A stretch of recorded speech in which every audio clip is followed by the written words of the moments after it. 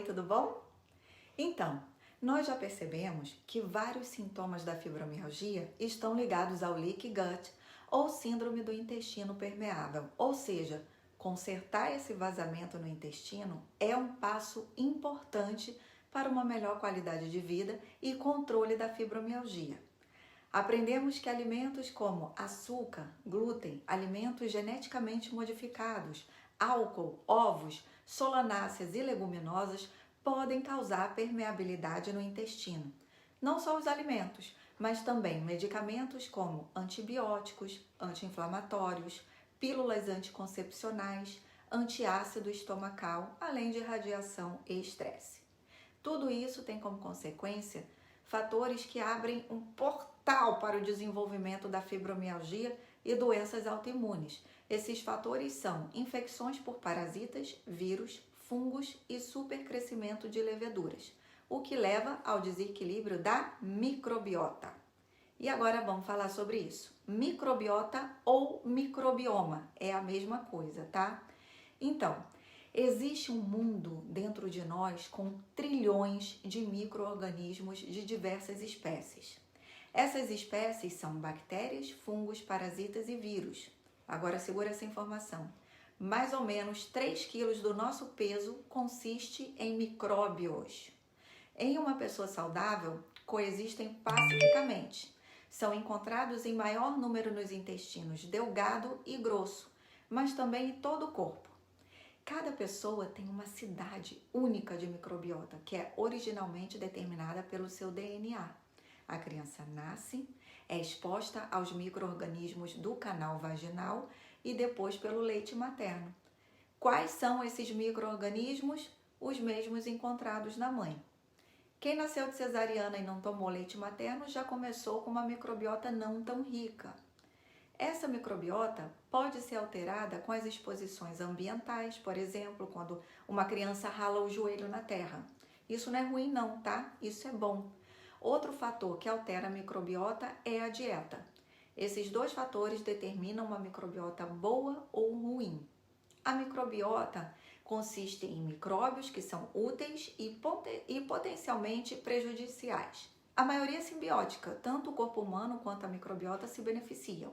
Em menor número, são patogênicos, promovendo doenças. Em um corpo saudável, a microbiota patogênica e simbiótica coexistem sem problemas. Mas se houver um distúrbio nesse equilíbrio, ocorre a disbiose, interrompendo essas interações normais. Você sabia que temos cerca de 100 trilhões de micróbios em nosso corpo? Pois é, gente. 100 trilhões de micróbios em nosso corpo é 10 vezes a quantidade de células humanas que temos. Esses micróbios contêm um genoma cumulativo que codifica quase 20 milhões de genes. 99% dos nossos genes são de bactérias, apenas 1% dos nossos genes são humanos. Uau! É isso mesmo! Eles são bactérias, parasitas, fungos e vírus. Existem bactérias boas e ruins. As boas são conhecidas como probióticos. As ruins, quando estão em menor número, não atrapalham a nossa saúde. Os parasitas também podem ser bons ou ruins, ok? Mas quais são os problemas relacionados a uma microbiota desequilibrada? Vamos lá. SIBO, Small Intestinal Bacterial Overgrowth. SIBO é o supercrescimento bacteriano do intestino delgado. Não as bactérias boas, mas as do tipo errado, tá? Isso também não quer dizer que seja uma cepa específica que aumentou no seu intestino. Na maioria das vezes, a SIBO ocorre porque as bactérias que deveriam estar no intestino grosso entram no intestino delgado. Nos últimos anos, o SIBO também tem sido associado à fibromialgia e outros problemas de saúde, como síndrome do intestino irritável. Depois de comer alimentos, as bactérias produzem gás no intestino delgado, que por sua vez pode causar inchaço abdominal, dor abdominal, constipação, diarreia ou ambos. Nem toda constipação e esses outros sintomas querem dizer que a pessoa tem SIBO. Todo diagnóstico tem que ser feito pelo médico, ok? Existem testes específicos para isso, então ele pode pedir. Como se desenvolve SIBO, Dani? Vamos lá. O trato gastrointestinal é um tubo muscular, onde no movimento coordenado entre estômago e o intestino delgado, os alimentos vão sendo digeridos até o cólon. Esse movimento muscular também empurra as bactérias do intestino delgado, limitando o número desses micróbios nele. Mas quando existe alguma condição, que pode ser uma cirurgia ou uma doença, esse movimento fica mais lento, atrasando a passagem de alimentos e resíduos no trato digestivo, criando um terreno fértil para bactérias, resultando em SIBO. O uso prolongado de alguns remédios, cirurgia do estômago, doenças autoimunes, doença celíaca, diabetes e outras condições que podem diminuir a motilidade intestinal são possíveis causas para a síndrome. Por que devemos evitar desenvolver SIBO? Não só para evitar constipação, diarreia, barriga inchada e dor abdominal, mas para evitar a má absorção de nutrientes, causando sérias deficiências nutricionais, tá? Deixando a pessoa fraca, cansada, vulnerável, né, para adquirir parasitas e várias outras doenças, além de desenvolver intolerâncias alimentares, que a gente já falou. Vamos falar de alguns desses micróbios? Vamos lá. Cândida albicans. Quando falamos em candidíase, já pensamos em duas palavras: mulher e ginecologista, não é? Mulheres e homens possuem alguma quantidade de Cândida albicans. Esse é apenas um dos muitos tipos de fungos que vivem no nosso corpo. Ela, a Cândida, é encontrada normalmente em pequenas quantidades na boca, no intestino e na pele. Em quantidades normais, ela não causa problema nenhum, gente. Mas quando cresce descontroladamente, pode causar infecção, né, que é a candidíase. As bactérias boas normalmente mantêm os níveis de Cândida sob controle. Mas se as bactérias boas não estiverem em maior número, seu sistema imunológico estiver comprometido, a Cândida pode crescer, né, ficar em excesso e por isso desenvolver alguns sintomas como infecções na parte genital e urinária, tanto em mulheres como nos homens. Pode aparecer, tá bom? Outro sintoma bastante comum é o cansaço extremo. Mas além desses também podem surgir problemas de digestão, problemas de fungos, né, na pele, nas unhas, dor nas articulações, depressão e até sinusite. Embora as infecções sinusais de curto prazo sejam causadas principalmente por bactérias, acredita-se que muitas infecções sinusais crônicas de longo prazo sejam fúngicas.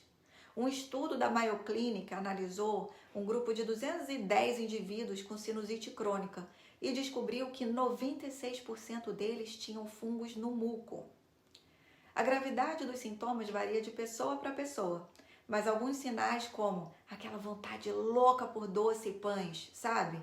Mudanças extremas de humor, mucosa na garganta, excesso, né? No nariz também, são alguns sinais que devemos prestar atenção. Sobre o humor, lembra que falei que 95% da serotonina, o hormônio da felicidade, é produzido no intestino? Então, nós precisamos ter uma maior quantidade de bactérias boas para conseguir produzir esse hormônio. Isso quer dizer que quanto maior o número de Cândida albicans, menos serotonina e, consequentemente, uma maior chance de desenvolver depressão e ansiedade. Não podemos dizer que candidíase causa fibromialgia, não, pois nem todas as pessoas que têm candidíase têm fibromialgia, certo? Mas devemos levar em consideração essa peça importante no quebra-cabeça, né? Porque equilibrar a microbiota é fundamental para melhorar não só da fibromialgia, como de outras doenças autoimunes. E a saúde, né? Para todos, de maneira geral. A microbiota é super importante. O que pode causar candidíase? Além do uso de antibióticos, o uso prolongado de pílulas anticoncepcionais, dieta rica em açúcar, alto consumo de álcool, alto nível de cortisol e sistema imunológico comprometido. Além do estresse, o estresse está sempre presente, né? Agora vamos falar de um tipo de vírus muito importante. O vírus Epstein-Barr. Segundo o site da CDC, Centers for Disease Control and Prevention, o vírus Epstein-Barr EBV, também conhecido como herpes vírus humano 4, é um membro da família do vírus do herpes. Um dos vírus humanos mais comuns. O EBV é encontrado em todo o mundo. A maioria das pessoas é infectada pelo EBV em algum momento de suas vidas. O vírus Epstein-Barr se espalha mais comumente através dos fluidos corporais, principalmente a saliva. Esse vírus pode causar mononucleose infecciosa, também chamada de mono. Por ser um vírus comum, acomete 95% da população adulta mundial. O Epstein-Barr é muito subestimado, gente. No Brasil, é chamado de vírus do beijo. Como é um vírus que não sai da pessoa nunca mais, os tratamentos são baseados nos sintomas quando ocorrem. Atualmente, algumas pesquisas estão mostrando a relação entre o vírus Epstein-Barr e doenças autoimunes. O que está sendo revelado é que não existe apenas uma versão do vírus, e sim mais de 60 tipos dele. Além disso, o vírus pode estar desde o estágio adormecido até o quarto estágio. Anthony William, em seu livro Medical Medium, best-seller do New York Times, descreve de maneira muito acessível, sabe? No primeiro estágio, o vírus Epstein-Barr passa por um período inicial de dormência, tá? Depois, em situações como deficiências nutricionais de zinco ou vitamina B2, experiência emocional traumática, né? Aí o vírus vai acordando, né? Ele vai detectar seus hormônios relacionados ao estresse e escolherá esse momento para aproveitar e ficar ativo. Outros fatores que ativam o vírus quando acontece uma grande mudança hormonal, por exemplo, durante a puberdade, gravidez ou menopausa. Os hormônios são uma poderosa fonte de alimento para isso. Sua abundância age como um gatilho. São 6 grupos de vírus Epstein-Barr que vão do estágio 1 até o 4, quando doenças autoimunes se manifestam. O estresse é o principal ponto gatilho para acordar o vírus. Quanto maior o estresse e quanto mais tempo durar esse estresse, mais forte o vírus fica, causando sintomas que conhecemos na fibromialgia. Embora Anthony William já tivesse mencionado a relação do vírus Epstein-Barr com doenças autoimunes no seu livro há anos, somente em janeiro de 2022, uma pesquisa de Harvard comprovou a relação desse vírus com a esclerose múltipla, né? Bom, agora vamos falar dos micróbios bons? O que vocês acham? Vamos lá. Vamos falar dos nossos amigos probióticos. Pois é, os probióticos são as bactérias boas, esses probióticos que podemos considerar os soldados bons do nosso intestino. Eles protegem as células do intestino contra os patógenos invasores e também promovem o reparo do tecido danificado. Olha que bom! Eles ajudam a digerir os alimentos, absorver melhor os nutrientes, além de produzir várias vitaminas no trato intestinal, melhorando o nosso sistema imunológico. É fundamental para a nossa saúde ter esse tipo de bactéria em maior quantidade. Só assim as bactérias ruins não têm chance de crescer e causar doenças, ok? Bom, vamos lá. Qual probiótico escolher? De maneira geral, quanto maior variedade de cepas, melhor.